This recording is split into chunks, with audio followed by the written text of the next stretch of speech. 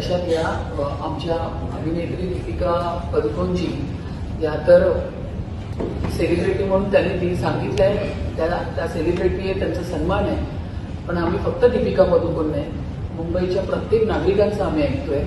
हा जो air quality index आहे हा खरोखर वाढलेला आहे, हे आम्ही डिनाय करत नाहीये. आणि त्याच्यावरती काय प्रतिबंधक उपाय केले जाणार ह्याची सातत्याने आम्ही चर्चा करतोय, मीटिंग घेतोय, अधिकाऱ्यांबरोबर बोलतोय.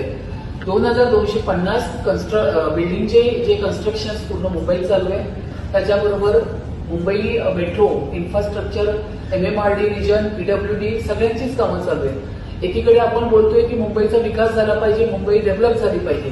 तर ही डेव्हलप होत असताना ही जर सगळी कामं चालू आहेत, पण आपण या ठिकाणी मुंबई या बिल्डर्स असतील किंवा MMRDची किंवा मेट्रोची कामं दिली आहे, त्यांना आपण एक SOP पाठवलेली आहे, ज्या SOPला आपण कंपल्सरी त्यांना फॉलो करायला सांगितलं.